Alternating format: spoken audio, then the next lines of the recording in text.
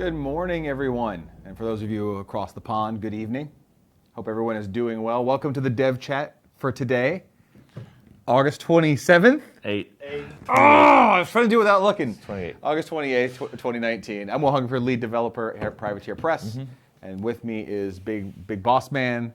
Big Boss Man. Big Boss Isn't that Man. like a copyrighted name from some wrestling situation? Yeah, Ray Parker. He was the Big Boss Man. Yeah, I don't want to be the Big Boss Man. I don't want to make anybody mad. Head of development manager, big developer boss, Schoonover. Today we're going to be talking about a bunch of new organized play stuff that just dropped, showing off some of the prizes available in the kits, talking about the formats, and also answering your questions. So we are live on Twitch and Facebook. I see that Getz has already joined us in Twitch chat. Yay. Hey Getz, we love you and miss you. Yeah. I don't get to see you enough. And his priority, of course, is pigs. So, okay, before we get into the news and talk about today's topic, let's go a little bit off topic. Everyone knows that the stream is put on by the wonderful Tony Konachek, our video producer, and also our crew of pigs. First and foremost, the original, the OG, there's Hamilton. Yeah. Then we had the pig with no name, which we picked up at Lock and Load. We'll show him last. He's my favorite, though. He's my favorite. Our newest addition came from a buddy who went to Hawaii and found one of these and picked up Pork Break. Pork Break's got a lot going on. Yeah. He's wearing clothes. Surfboard. He's got a surfboard, but still. He's still a pig. And of course, then Kevin. Kevin likes to say, like, hey, look at the man fist. Yeah. Kevin's the best. Kevin might be in every shot. You never know. You never know. All right, so that was for Getz. Let's move on to the stuff today. So first off, let's hit the news. Let's get to the mini crates available at the moment, because we did have a lot of changeover last week. The Brew Bearer is the new War Machine and Hordes mini crate model. The Trancer Dancer is the new VIP. If you do the 6-month sub, you can find those at mini-crate.com. Yeah, and you've got plenty of time on that Brew Bearer, because it's the 19th of next month. Yeah, absolutely. And then for the Legend of the Five Rings line, Doji Hataru is good till September 5th. So you got about a week left on that one if you're wanting to pick up Doji. Sadako is the VIP. I don't know when Sadako stops being the VIP. I think it's a while, though. I think you've got a couple months on that one. It's a little while. And the Savage Mini Crate line, new model swapped over, Solomon Kane, like one of Robert E. Howard's main characters, right? Yeah. Conan, King Cole, and Solomon Kane. Also, they made a movie about him. They did. So you know he's popular. Yeah. And of course, King Conan being the VIP model. Yeah. So, and King Conan will be the VIP for a while, because the Savage Mini Crate just started. We're only in the second month ever. Yes. And we showed the concept art for the Snake Men. I am super excited. Oh, we did? Yeah, we did that at Lock and Load. Oh. So I'm super excited for people to finally get to see those. Also, I saw the rapid prototype of the Snake Man. He's pretty awesome. I'm really ready for that one to come up. Also, in Twitch and Facebook chat right now, much love to Doug Seacat. Doug, I see you there. We love you. I miss being able to walk in your office every day. I mean, I can still go in there, just you're not there. And it's really sad. Yeah. But much love, Doug. So let's talk about the stream schedule real fast. Every Wednesday and Thursday. Wednesdays is the Dev Chat, what you're watching now, where we, the developers, talk about what's going on in game development or what is recently released kind of rules-wise for the games. Yeah. Thursdays is Get Your Paint On, typically with Jordan Lamb, where Jordan paints one of the models and goes over like hobby tips and tricks with you. There is a monthly staff showdown where we get together and we play the games we make, sort of a live battle report. The next one is on September 10th. I actually don't know what we're playing yet. Tell me. We're playing Monster Apocalypse. Okay, we're playing Monster Apocalypse the next one. We're working on getting some of the October releases painted up to play live on the stream. So Olgath, White Dijon, those kind of things. Yeah. Tomorrow's Get Your Paint On is special, and it kind of leads into the next thing I want to mention. So Jordan Lamb, our very own Jordan, is heading to Nova on his own for fun. He's got friends up there. He just loves the show. We, Privateer Press, are not going to be present at Nova, but Jordan wanted to go see it anyway. So Danny Samuels, who is our terrain and hobby specialist, is hosting Get Your Paint On tomorrow. Do you know what he's painting, Tony? He's painting up Captain Crawtooth. So Captain Crawtooth is going to be on there, and I haven't approved this with anyone yet. So this is just happening legitimately live, but I'll see what I can do about spoiling his rules. I mean, I guess they could tell me no. I'll do it anyway. So we'll see what I can do about spoiling Captain Crawtooth's rules, either Riot Quest and or War Machine, on Get Your Paint On tomorrow. So make sure you come check that out. And that all leads into this Friday is the Hobby Hangout. It's a new show we're doing where Danny is going to go over how to make terrain and how to make different cool things that are not just painting. This is the actual creation of accoutrement for your games. And the first thing he's working on is that artillery piece that he's going to show you how to sort of kit bash together and how to make it. So this is not necessarily going to be a weekly thing. This is going to be a semi-regular thing if you all watch and enjoy it. Yeah. So if you want to see a show where Danny is on telling you how to make buildings and hills and cool kit bashes, join us this Friday at 10 a.m. Just everybody pile in here. Just put it on your phone, just watch it in the background. When your boss comes in and says, I thought I told you to do those files, you say, get out, I quit. I'm watching Danny Samuels build tiny toys. And if we get enough viewership, this will become a regular thing. Yeah. Yeah, and if you didn't see, Danny has been building some stuff lately. Yeah. And we've got an Instagram feed that shows off the terrain stuff he's working on. So people got to see the Oblivion Infernals table before it was ready and done, and he showed off bits and pieces of the Stormbreak airship tables that we did the special event on at Lock and Load. So it is privateer_press_terrain on Instagram. On yeah, Insta. yeah. So follow that, and you get to see Danny posting all kinds of interesting things about builds that are partway through, or techniques or things like that. Ben on Facebook and Hideko are both talking about hills in War Machine. You can still build hills for War Machine. They just don't have any rules. Yeah. But you can still totally build hills. Yeah, if you want your models to fall over, you can make a hill. Yeah. Or maybe you're building a narrative table and you want to Yeah. have like a raised up like little, I don't know, bridge or something like that. You can totally Yeah. build a hill. It Yeah. doesn't do anything. You can Yeah. have it. Yeah, I mean, hills are part of the ground. They're like, very, very few areas in the ground are completely flat. Or how to build a valley. Perfect. So that the rest of the table is a hill and just that one part's a pit. Yeah. Okay. Let's start talking about things. Sure. So today we want to talk about, first off, 2 new organized play things just dropped yesterday. And the first is really exciting. So if you missed it, Riot Quest is out now. Yep. Riot Quest hit stores last Friday. The Riot Quest Facebook right now is booming with people posting photos of their painted models, their first games. A lot of people playing with their family and like casual friends and posting like videos of like their daughters and sons running around the tables in celebration of beating daddy and mommy at their first game. Yeah. And it's really cool to see how much fun everybody's having. You can go to riotquest.com. There's a full video tutorial made by our very own Tony, as well as a full rule book. But also check with your local store. I know that we filled a ton of the shipments. There's still more stuff heading out there. Yeah. If your local store didn't get it, ask them to order it. It shouldn't be a problem to be able to get it from one of their distributors. For those of you internationally, I know that copies are starting to show up over there. Some people are starting to get it, some people haven't. But hopefully everyone has it in their hands really soon. So anytime a new big game comes out, especially one that we're going to be supporting for a very long time, like War Machine, Montauk, Riot Quest, eventually Warcaster, there has to be organized play for it. So we released the organized play for Riot Quest, which is Throwdown. And I want to talk to y'all a bit about how the format is built, what we're going for with it, and then show you the prizes in the first kit. Exciting things. Yeah. So shiny. Throwdown is not a tournament format, it's an event format. Yeah. And when you read through that, that kind of becomes apparent because it doesn't say play and make an event this way. It says here's 4 categories. As the EO, choose which of these rule sets you want to use in each category and build your event that way. Yeah, there's a lot of freedom in that for how you want to have an event. Or make your own, to be honest. Yeah. So the first one is, are you going to be playing 1v1 games? Or are you going to be playing multiplayer games? Like, is your event going to be all three-player free-for-alls, all 4-player free-for-alls, or are you going to 1v1? Yeah. Then also, how many matches is each round going to be? Do you want to just do whoever wins the first game, or do you want to do best of 3? Yeah. And it plays so short, the best of 3 is possible, especially one-on-one. It gives you a timer based on what you've decided to do, and you can have rounds that are like less than 50 minutes easily. If you do 1v1 single game, your rounds are going to be very quick. If you do 4-player free-for-all best of 3, it's like 3-hour rounds. Yes, and So, and it even says that. It's like, by the way, if you decide to do this, like get ready for a super long event. Maybe spread it out over a couple days. Yeah. So you decide how many, best of 1, best of 3. How many people are playing in any given match.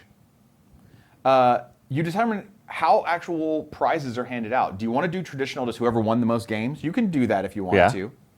Or you can do it like whoever got the most bounty cards across all their games, whoever got the most scrap cards across the games. And of course, there's also random prizes. Just showing up and playing, you can win stuff. So there's a category of like, how do you want to give the prizes out? Make it, you can be a little bit more competitive if you feel like it. Like if you want to do just most wins. But you can also just have people come, play the event for so many rounds and say, here's how we're just divvying out the prizes. In addition to that, there's also how you're building your crew. Yeah, which is the best part of the different formats. Yeah, which is kind of good. And also how many rounds you're going to play. So let me do how many rounds you're going to play because that was really fast. You can do to one person's undefeated if you want to. That's more traditional style. But the one I actually recommend to everybody is set rounds. It just says we're going to play 3 rounds of Riot Quest. So we know how long each round is supposed to last based on how many people are playing and if it's best of 1 or best of 3. So you can have a really set, like, I want to run a 4-hour Riot Quest throwdown event. Yeah. And I can use these specific modules to say it's going to last exactly this long. And all the players will have an idea of how they can earn prizes by showing up. But I think the cool thing, and I think the thing that people are going to really take and run with, is the crew selection rules.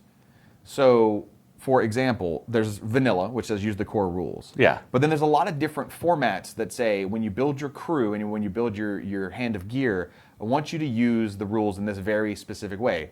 The 2 most popular so far for people who have been looking at it have been Adventuring Party. Yeah, that one's the very straightforward one of every class, so it feels very role playing, but also it introduces interesting choices, especially in the next couple of months as more of each class comes out. Yeah, it's exactly 6 heroes, exactly 6 gear cards, and you have to have 1 of each class represented. So, like you said, restrictions can breed creativity. Then there's Evicted is one of the other ones. So I'll go through them. There's Vanilla, which is just each player picks between 5 and 10 and gets that many gear cards, and they show up what they want. That's the core rule. Yeah. Adventuring Party. There's Evicted, which says you show up with 7 to 10 heroes on your crew, and you have a hand of 10 cards. And before you play, you roll for ban priority. And this is very MOBA style. You then take turns banning heroes from your opponent's crew. Yeah. And that is very much just drawn from all the MOBAs. Yeah. Like I've played and watched people play. Like it's a fun thing to do. Not everyone's going to be into it, but that's why it's an option, not a requirement. Well, and it introduces a lot of interesting builds. Like if you bring one single fighter and your opponent is the most scared of fighters, they might ban that fighter. Yeah. But if you bring the Butcher and Crawtooth and Bella, they can't ban all of your fighters. So there's interesting things about what kind of force you build. The same as Adventuring Party of which of my fighters do I want to use and which of my specialists do I want to use, and that kind of stuff. There's Cash is King, which says you're bringing a set number of fighters. You bring 6, but your loot total, your gear cards in your hand are not equal to 6 like normal. Instead, you add up the loot totals on all the cards you have, and you get 25 loot worth of cards. So this means you're typically going to play a 6-model game with way more cards in your hand than you normally would bring. And I think this instead puts the list creativity on the gear side, not just the model side. And finally is the Spec Ops, which is that you choose 2 classes and all of your heroes must be from those classes. I don't expect people to be playing this one early on because they need more models to come out. It's just in there for now. The one that people have been talking about a lot in the community that is not in the document, and I'll explain why, is Draft. Yeah. So a lot of people have been drafting Riot Quest, which I think is brilliant. And the way they do it is a group of friends or one person has all their models, and they put them in the middle of the table, and everybody decides how many models of a game they want to play, a 5-hero game, 6-hero game, whatever. And everybody takes turns drafting one hero out of the pool with no duplicates. It's hard to do that in an official document because that requires the store or someone to let other people touch their models and use their models. And when you write an official OP format, it has to be in the sense of everyone is showing up to the event with their own stuff. But it works really well the way people are talking about using it right now as demos. Like, I own all 11 models, and when I'm teaching my friend how to play, I say, well, which 5 of these models do you want? And I'll take 5, and then we'll set one aside, and we'll play with that. Yeah. So as more and more and more models come out, it'll be more functional to have bigger games where you just do that. And I think Riot Quest Draft is some of the most fun you can have with that game. And if there's a way that we can figure out one day in the future to make that an official thing. It would have to probably come with a kit that provided the models in some capacity, because while most of us don't care if we all scoop our models in the middle of the table and we all draft it and then let somebody go play with our models on a table, 3 rows away. Yeah. Most of us don't care. A lot of people do. Yeah, There- I'm guessing that'll be mostly things that stores and events like cons and stuff put together. Yeah. Like there are people out there now that are already doing that kind of thing for other games. I mean, Andy Welton and Who's the Boss is one of the biggest examples of that. And that's all his Every models. single Warcaster and Warlock in all of War Machine is on a table, and people play with whatever they roll on the spin on the spinner. And it's a super popular format. Yeah, But that's yeah. Andy providing all those Yeah. models to everyone, and models get broken, Yeah. models go missing. But I expect that will happen, For Riot Quest. especially into next year when there are lots and lots of models available. So, chat, I wanted you to let us know if you were going to draft Riot Quest out of who you know is out so far and what their rules, which character are you picking first? Cooney Man says, Gubbin, obviously. man, Gubbin is so I popular. mean, right Striker says only Gubbin. now. You can't. A team of Gubbins. You can't do only Gubbin. Yeah. Cooney Man says, there will only be 38 characters in Riot Quest, or as the game advances, can we expect more and more number of characters? We can absolutely expect more characters to come. We see some shouts out for Bella. People love Bella. Well, wait until Krawtooth comes out. Krawtooth makes you have to choose between him and Bella. While it's early to talk about, I can tell you that Riot Quest is being supported for years to come. While it is early at the moment to say exactly what, I do want to let everyone know that one of the first considerations I had is, there's 30 heroes coming out between now and next Gen Con. And let's say Riot Quest is on year 3. And let's say there's 90 heroes out by then, which is a very real possibility. Yeah. And somebody goes, I want to start Riot Quest. They go, where do I start? Right? And it's this huge pool. Expect there to be, in the future of the game, effectively standard and legacy. Some sort of limited formats that let new players jump in with Yeah. a smaller selection than There the may- entire game. There could be new core boxes with everything tied to a block of core boxes, but we will introduce a current format which says just play from this product to this product, or maybe these 2 blocks worth of products, like from whatever came out of Gen Con 2021 to 2023, if we want to do it. But it might be shorter than that. And then, of course, there'll be the play with everything. And Riot Quest lends itself to that kind of play very well, especially if we decide to change up the theme of what the game could look like and different things like that. So there's a lot of opportunity there. But a lot of that is still very conceptual at the moment, and we'll talk about it more as more details are available. Yeah. We're not going to start talking about next Gen Con's releases probably until spring of 2020. Yep. So Oswald we're a Dog ways wants to out. know, are all the models still good in War Machine? I can tell you that every model coming out between now and next Gen Con for Riot Quest, aside from like the spawn gates, for example, currently won't have War Machine rules, but they come with a model in the box that does have War Machine rules. All of these models have War Machine rules. Like the treasure chest expansion, you get a bunch of cool treasure chests and Flugwug.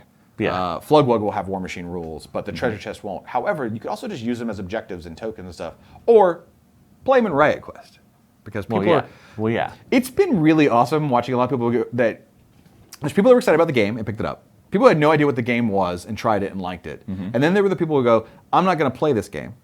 I'm buying these for War Machine. Yeah. Like, I don't care. I'm just buying these only for War Machine. And I'm never going to touch Riot Quest. Some of them, that's true. And then some people got it and were like, well, I have the game. I've got the rules. Yeah. I'll throw it down. Whatever. Or my friend who's not a War Machine player saw it on the shelf and asked me about it. I'll try it. Whatever. Yeah. And then all of a sudden, we're seeing them in the group being like, oh, I had fun with this. Yeah. I'll keep playing it. Yeah. Like, is it going to be like your main, like, I'm a hardcore Riot Quest player? Some people, but for a lot of people, it's like we all have our main game, and then we have this like satellite of side games that we play regularly.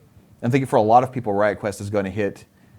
I think it'll hit more side game than it'll hit main game, but there are some people that are going to go hard into it and be the people that want to run drafts and stuff at their local house and want to run throwdown events. And for all of y'all, we have you covered. I want to talk about the prize kits right now. So. Exciting. We're doing kind of what we introduced with Montauk in the kits, in that every kit's going to come with an alternate sculpt model. It doesn't have its own rules. It's just an alternate sculpt of an existing model, and it's also going to come with foil cards. And then the throwdown rules, like we mentioned, it's got the categories that determine how you hand these out. Every few months, we're going to change what that model is and what the foil cards are. And the theme we're going to do for Throwdown kits is a blinged out version of an existing character, as if they've won a game of Riot Quest. They're covered in gold and they've got magic scepters and crowns, and they're just laden with all the loot that they walked away with. So as we know, Gubbin is a very popular character. So the first one we decided to do was Blinged Gubbin. So we have the model that Jordan was actually painting on Get Your Paint On. If anybody missed last week's Get Your Paint On, Jordan threw some paint on. Can you give him a little twirl for us Gubbin. there? Sure. So yeah, that's his scepter and his hat and his bag of gold and his big $ necklace. And then on his back, instead of dynamite and stuff so much, he's got like a holy hand grenade back there. Yeah, he does. And like a leprechaun sort of pot of gold, and I don't know what that other thing is, like a scroll or something, and a little tiny treasure chest in that side pouch. Yeah. So this is the one we saw Jordan. He started painting it on Get Your Paint On, just doing the skin tones and stuff like that. Because we don't have a studio painted one ready yet, but we want to show you one with a little bit of color on it. So one person per event will be able to get themselves a Blinged Gubbin. Then, in addition, it comes with 4 foil cards in each kit. 2 of them are Blinged Gubbin foil cards, and then 2 of them are a foil version of a gear card. So let's do the gear card first. I just want to show y'all. It's going to come with foil bang rounds. So this is just the regular bang rounds card, and it is, I know foil is kind of hard to pick up on camera, but it is very shiny. It's super shiny. And these were the standard art you would see when you get you're getting the core box, but foil. However, the hero card will always be the hero that is the alt sculpt. Yep. And for those, not only is it a foil card, but it does actually have new art. Yeah. So you actually get a image of Blinged Gubbin, and I don't know if I can get In a rain of coins. Yeah, there's the foil shows up much better in person, and it's very difficult to see. Yeah, I'm not gonna be able to get that focus, but it is raining gold coins that are super, super shiny. So that's just cool stuff, and I like the idea that if you show up at a Throwdown event, you can just win these prizes. Like you don't. Yeah. Like you could do nothing the whole time and just play the game and never score a single VP, never knock anyone out, just scrub out completely. But it doesn't matter because you're playing to have fun. And it depends on how the organizer has decided. Like often with the Montauk kits, we raffle off the last one. Yeah. Like the top players win a card of their choice, and the last card is just whoever doesn't get a card from that other thing, we roll off and just somebody grabs it. Yep. A couple questions in chat real fast. One that came up from earlier, I know we missed. Somebody was asking on Facebook about the Stormbreak Final Fiction, because that is part of organized play. That was the big airship event that ended a lock and load. That is still coming. Don't worry, that hasn't been forgotten. It's taking a little bit longer, but you will see the end of Stormbreak. I believe Aaron Rudell is working on that. Yep. So the Throwdown kits, which you get a model and 4 foil cards, somebody was asking how much the event packs cost. They're only $13. So if you think most models, most individual miniatures that we sell are in the about that size, or the $10 to $15 range, you're basically paying the same cost about that and getting the foil cards. Ordering them, stores can order them through their distributors. Registered game clubs can order them. If you don't have a store nearby and you don't have a way to get these kits, you can still order them. So you can contact frontdesk@privateerpress.com and ask about registering as a game club, because we have the kits that don't go to distribution. Yeah. The leftovers go on our online store, store.privateerpress.com. That's where people go to buy bits and extra cards and stuff. However, the organized play kits are hidden. You can only see them if you are logged into an approved retailer account or an approved club account. If you're logged into one of those accounts, then all of a sudden all the organized play kits, steamroller kits, throwdown kits, Montauk crush hour kits, all that's available to you, and you can order them for you and the people you need to play with. So if this is something you want to do, and if you're looking at being an EO, you can contact us and we can help take care of you. But yeah, Throwdown rules just went up yesterday. Kits are available now on the online store. A lot of them have already shipped out to distributors. Yeah. So we hope to see some Throwdown events in the near future, and get out there, play Riot Quest, have fun. And Riot Quest events should not be steamrollers. Like, have fun. Like, this is a game I highly recommend. Don't take too seriously. Yeah. Play it and have a good time. If you win, cool. If you lose, cool. Get some cool prizes, have some laughs, drink some beer if you're of age. Drink some rum if you're classy and of age. Otherwise, eat some pretzels. Blow yourself up with gubbin as often as possible. I don't think he can help himself anymore. Every time. Every time. So, next thing is the same time that this all launched, the next seasonal War Machine pack just came out, which was Longest Night. So that is the Halloween organized play. Yeah, which we've been doing for a few years now. We've been doing for quite some time. I want to talk about this one briefly. The rules are available right now. We recommend you run it in October. It comes with a single scenario, and it also encourages costume contests and like bringing candy and stuff like that. Yeah, you gotta have candy. The scenarios are always horror themed. Yeah. And you show up to the event, play a game, you get a participation prize just for playing, and then you can be about your way. This is an event that's meant to be run as like the store is running Longest Night from 6 to 10, right? Yeah. Come in, play some War Machine, play the special scenario, earn your patch. Maybe there'll be a costume contest the store wants to host around 9 or 10 o'clock. Share some candy and then be on your way. Like it's not a structured like there are rounds and pairings. This is just coming in and have fun. Yeah. However, the prize this year is pretty cool. And this is what you get just for showing up to a store running a Longest Night that has the prize kit. You get a special Witchfire patch that you can add to your bag. Or your battle vest. Or your battle vest, or Yeah. the back of your jeans where that hole got torn in the pocket Oh. and now you need to cover it up and you can just have this. But, Longest Night was first referenced in the Witchfire trilogy. It's a Witchfire trilogy. So reference.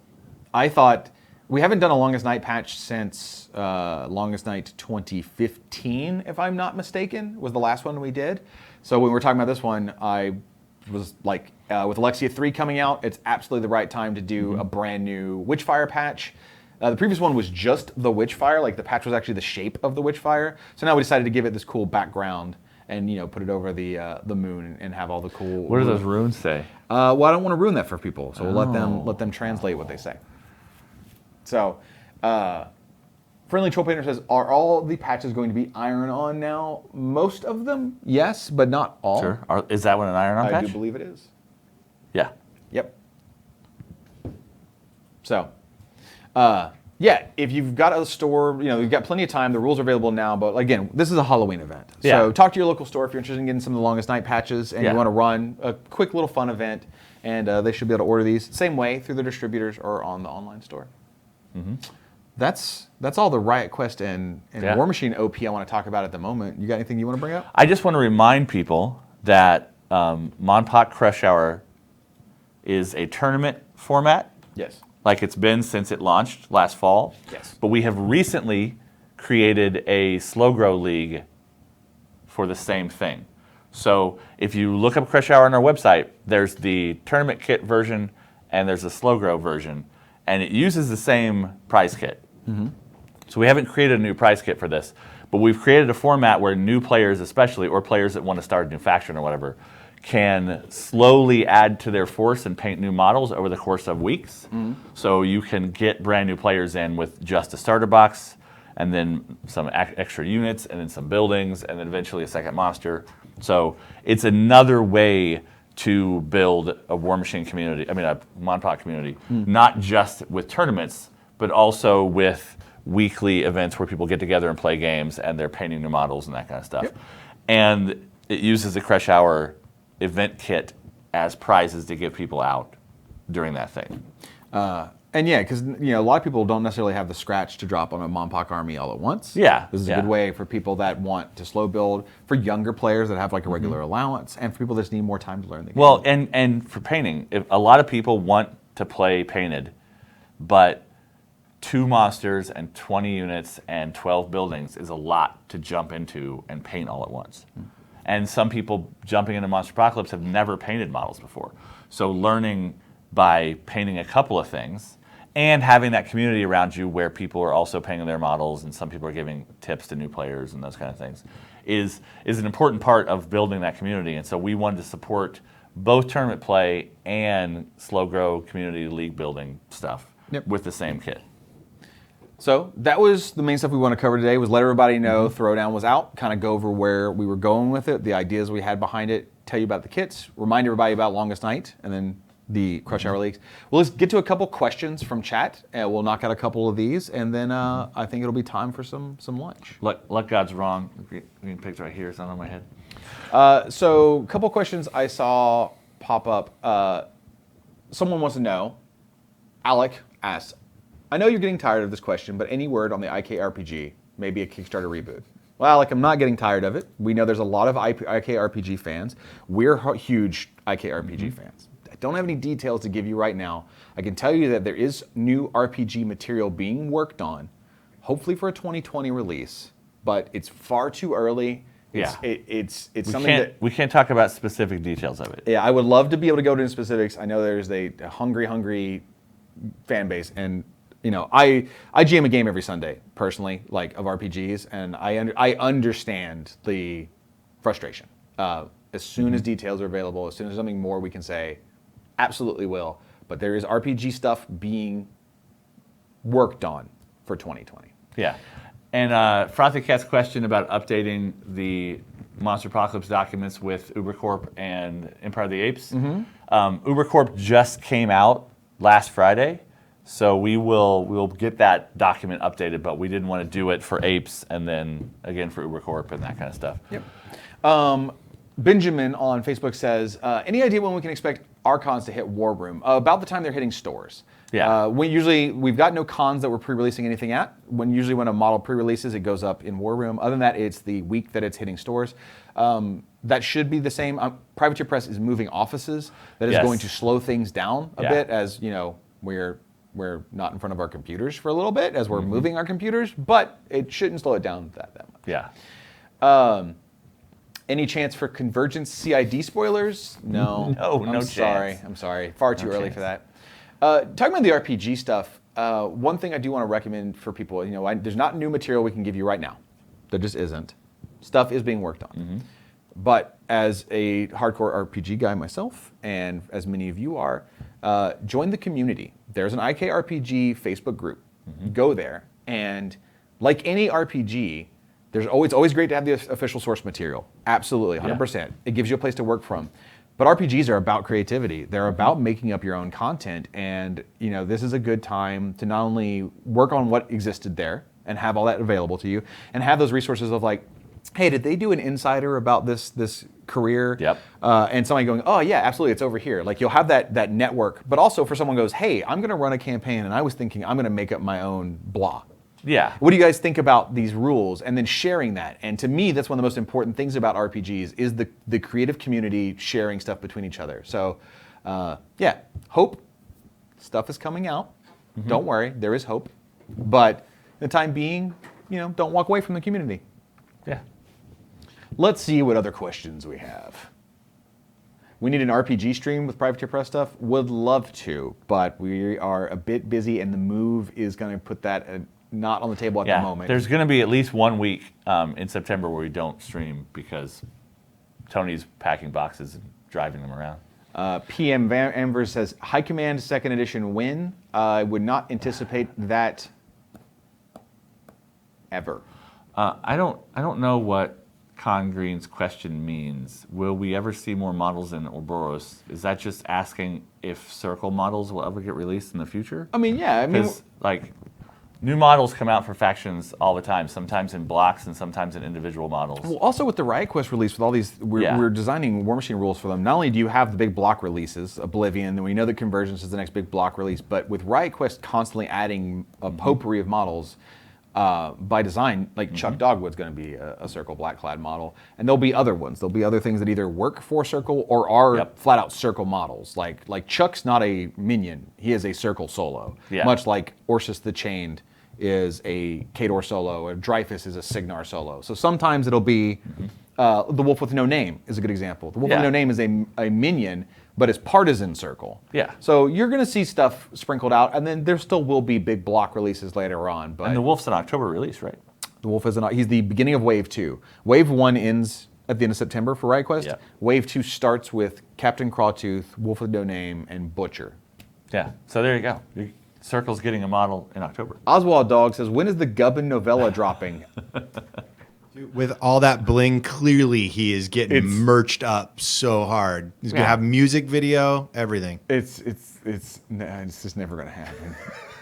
It's just never gonna happen. Patrick Johnson wants to know: is Iona going to get a spell back because she lost Phantasm? No. No, there are no plans to make any other changes to Iona at any time soon. Klutz Lament says, never say never. Sure, I should never say never. I said there will never be a High Command 2nd edition. I should not say that. Because in 2047, Also, who knows? Somebody could fanfic write a Gubbin novella if they wanted. I'm sure that's going to happen Just regardless. type explosions, explosions, explosions, explosions, explosions, explosions, said Gubbin. Explosions, explosions. You know, like, that writes itself, basically. Yeah. A lot of people want to see Doug write stuff for Yeah. like a Gubbin novella. Yeah. Grombrinder wants, will we see Mark II versions of Riot Quest models?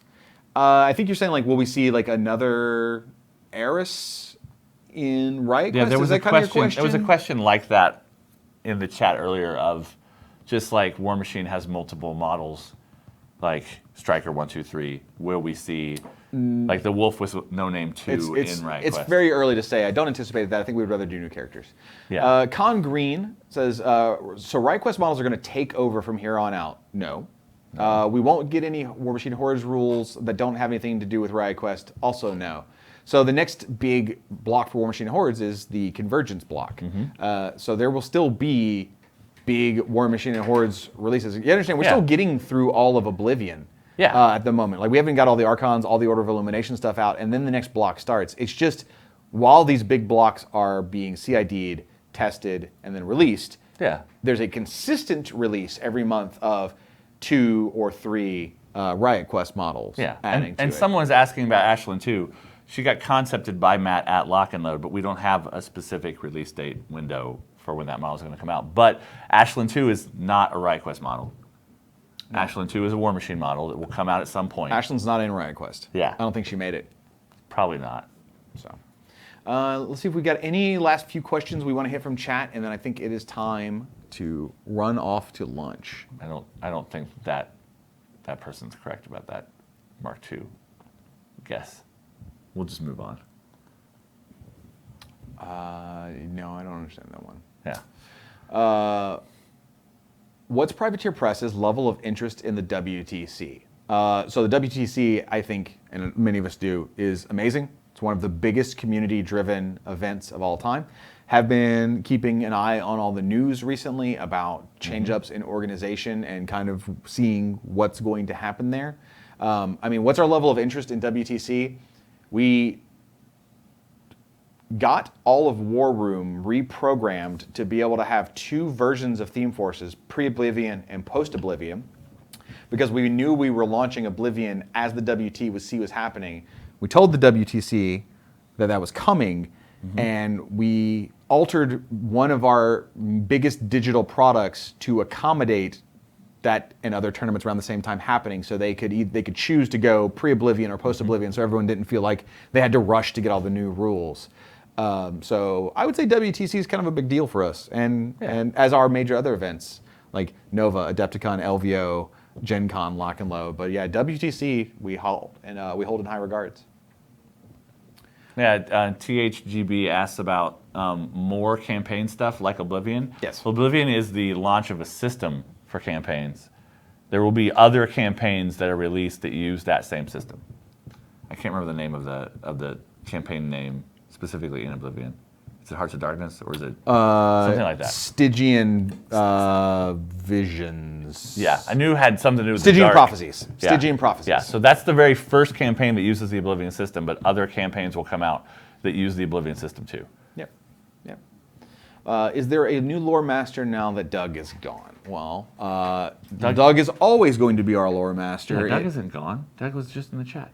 I mean, Doug is not here regularly, but Doug is still going to collab with the company, and more importantly, even if someone else became like the next whatever, they wouldn't be the lore master. The lore master would always be Doug Seacat, and you don't get to just take that title away from him no matter what. And Doug's still going to be doing stuff with Privateer Press. So I don't want everyone to think that Doug Seacat has suddenly died. That is not the case. All right. Well, I think we got through most of the questions in chat we wanted to hit up. They can't see the green pig. What are you doing? I'm hiding the green pig perfectly behind the pink pig, and then What happens if you put him in revealing front? the green pig. No. There's no pink pig. It's like magic. Okay, I think we're done, right? I believe we're done. We say goodbye? But no, not yet. Oh, come on. Tony, don't start. Hold on. Don't. I want to remind everybody, please join us tomorrow for Get Your Paint On with Danny. And especially because it's the first time we're ever doing it and we're really trying to gauge interest, join us on Friday for the Hobby Hangout with Danny Samuels. Danny's going to build a cannon out of, it looks like Warjack parts and things. Yeah. So yeah, it'll be cool. come see us tomorrow and Friday for both of those shows. Thank you, and we'll see you later. All right, now we can wave. Okay. Ready? Okay. Wave to your heart's content. Bye. Bye. Goodbye. Well, there's no music playing us out. I'm so lost.